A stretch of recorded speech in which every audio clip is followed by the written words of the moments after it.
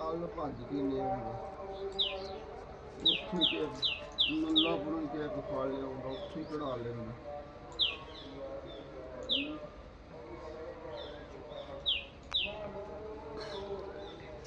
ਕੀ ਕਰਦੇ